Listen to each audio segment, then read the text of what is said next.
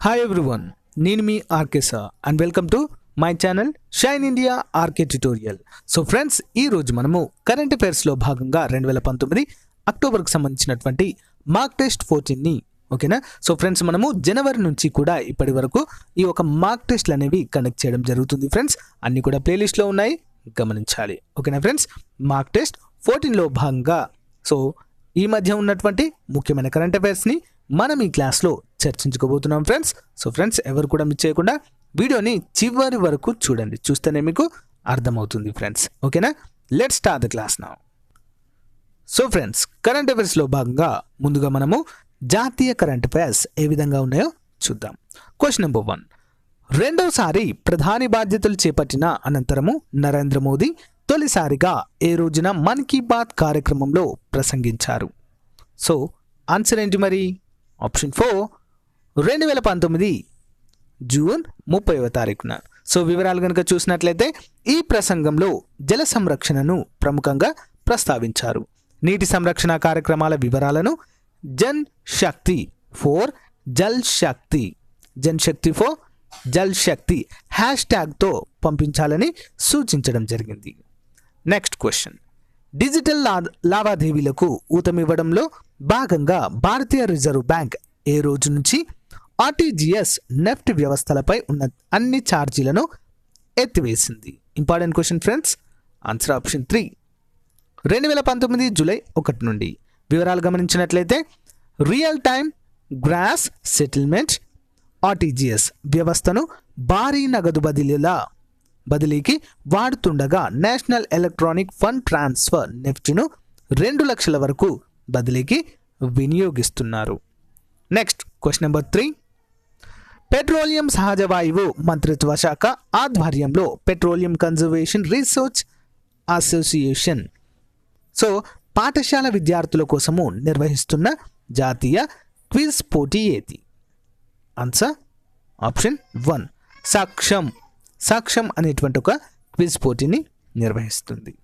Next one, బొగ్గు అక్రమ రవాణా త్రవ్వకాలను అరికట్టడంలో విఫలమైనందుకు నేషనల్ గ్రీన్ ట్రిబ్యునల్ విధించిన 100 కోట్ల రూపాయల జరిమానాను కేంద్ర కాలుష్య నియంత్రణ మండలి జమ చేయాలని సుప్రీంకోర్టు ఏ రాష్ట్ర ప్రభుత్వాన్ని ఇటీవల ఆదేశించింది? ఆన్సర్ ఆప్షన్ 4, మేఘాలయ రాష్ట్రాన్ని ఆదేశించడం జరిగింది అక్రమ బొగ్గు తవ్వకాలను అరికట్టడంలో విఫలమైనందుకు. నెక్స్ట్ వన్, సో ఫ్రెండ్స్, జాతీయం కంప్లీట్ చేసాం. ఇప్పుడు అంతర్జాతీయమైన కరెంట్ అఫైర్స్ ఏ విధంగా ఉన్నాయో చూద్దాం. క్వశ్చన్ నెంబర్ 1, టెక్నాలజీని సామాన్యుల చెంతకు చేర్చేందుకు 5I విధానం పాటించాలని ప్రధానమంత్రి నరేంద్ర మోదీ ఏ సదస్సు సందర్భంగా పిలుపునివ్వడము జరిగింది? ఆన్సర్ ఆప్షన్ 4, G20 సదస్సు. సో వివరాలు కనుక గమనించినట్లయితే మోదీ పేర్కొన్న 5I విధానంలో ఇంక్లూజివ్నెస్, సమ్మిళిత డిజిటలైజేషన్, స్థానీకరణ, ఇన్నోవేషన్, ఆవిష్కరణ, ఇన్వెస్ట్మెంట్ ఇన్ ఇన్ఫ్రాస్ట్రక్చర్, మౌలిక సదుపాయాల్లో పెట్టుబడి, ఇంటర్నేషనల్ కోఆపరేషన్, అంతర్జాతీయ సహకారాలు ఉన్నట్లుగా తెలుస్తుంది. క్వశ్చన్ నెంబర్ 2, ఏ దేశంలో 5.5 ఏళ్ల కాలంలో 7,500 మంది చిన్నారులు మరణించడమో మరియు గాయపడము జరిగిందని ఐక్యరాజ్య సమితి ఇటీవల తన నివేదికలో పేర్కొంది? ఏ దేశంలో మరి? ఆన్సర్ ఆప్షన్ 2, యోమెన్లో ఓకేనా, యోమెన్లో. వివరాలు కనుక చూసినట్లయితే వైమానిక దాడులు, ఆత్మాహుతి దాడులు, ఘర్షణలు తదితర కారణాల వల్ల ఈ పరిస్థితి తలెత్తినట్లుగా ఐక్యరాజ్య సమితి పేర్కొనడం జరిగింది. Next question, Bill and Melinda Gates ఫౌండేషన్తో పాటు మరో 4 స్వచ్ఛంద సంస్థలకు కలిపి $3.6 బిలియన్ భూరి విరాళాన్ని ప్రకటించిన ప్రముఖ వ్యాపారవేత్త ఎవరు? Answer option 3, Warren Buffett. వివరాలు చూద్దాము. సో దాదాపు 25,000 కోట్ల రూపాయలను బిల్ అండ్ మిలిందా గేట్స్ ఫౌండేషన్తో పాటు మరో 4 స్వచ్ఛంద సంస్థలకు అమౌంట్ ఇచ్చిన వ్యక్తి వారెన్ బఫెట్ ఓకేనా. సో ఇతను ప్రముఖ ట్రేడ్ అంటే స్టాకింగ్ ఎక్స్చేంజ్లో ట్రేడ్ చేస్తున్నటువంటి businessman okay. Next one, America ఏ దేశానికి చెందిన బలూచిస్తాన్ లిబరేషన్ ఆర్మీను అంతర్జాతీయ ఉగ్రవాద సంస్థగా ప్రకటించింది. సో ఎక్కడ ఉంది మరి ఇది? ఆప్షన్ 1 పాకిస్తాన్. నెక్స్ట్ క్వశ్చన్, క్రింది అంశాల్లో సరి అయినది ఏంటి చూద్దాం. ప్రపంచంలోనే అతిపెద్ద సోలార్ ప్లాంట్ను అబుదాబిలో నిర్మించారు. నెక్స్ట్ వన్, నూర్ అబుదాబి అని పిలుస్తున్న ఈ సోలార్ ఫామ్లో 1.177 గిగావాట్ల విద్యుత్ ఉత్పత్తి అవుతుంది. దుబాయ్లోని Mohammed bin Rashid Al Maktoum solar park సామర్థ్యము 1 గిగావాట్ కంటే ఇది కొంచెము ఎక్కువ. ఆప్షన్ సి, నూర్ అబుదాబిని స్థానిక ప్రభుత్వంతో పాటు జపాన్కు చెందిన మారుబేని కార్పొరేషన్, చైనాకు చెందిన జింకో సోలార్ హోల్డింగ్లు సంయుక్తంగా నిర్మిస్తున్నాయి. సో ఆప్షన్ డి, మొత్తము 8 చదరపు కిలోమీటర్ల విస్తీర్ణంలో సుమారు 32 లక్షల సోలార్ ప్యానెళ్లను ఏర్పాటు చేయడం అనేది జరిగింది. సో ఇందులో సరైన సమాధానము ఆప్షన్ 4 అన్నీ కూడా సరైన సమాధానంగా చెప్పుకోవచ్చు అండ్ చాలా ఇంపార్టెంట్. సో ఫ్రెండ్స్, ఇప్పుడు జాతీయము అంతర్జాతీయం కంప్లీట్ చేశాము. ఇప్పుడు రాష్ట్రాలు, రెండు తెలుగు రాష్ట్రాలకు సంబంధించినటువంటి ముఖ్యమైన కరెంట్ అఫైర్స్ ఏ విధంగా ఉన్నాయో చూద్దాం.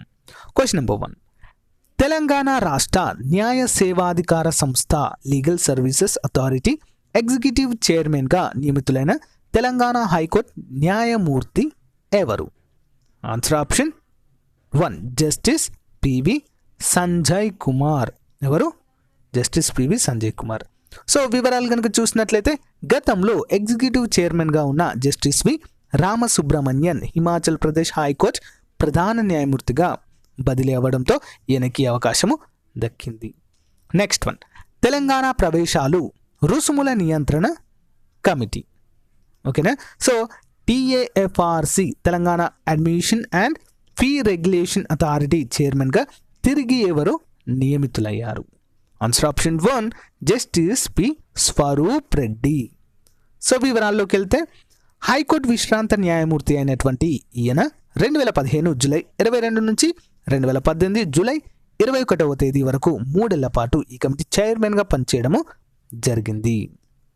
నెక్స్ట్ క్వశ్చన్, ఇటీవల హైదరాబాద్లో మరణించిన ప్రముఖ నటి దర్శకురాలు విజయ నిర్మల అత్యధిక చిత్రాలకు అంటే 44 చిత్రాలకు దర్శకత్వం వహించిన మహిళా దర్శకురాలిగా ఏ సంవత్సరంలో గిన్నిస్ రికార్డు సృష్టించారు? ఆన్సర్ ఆప్షన్ 2 2002వ సంవత్సరంలో.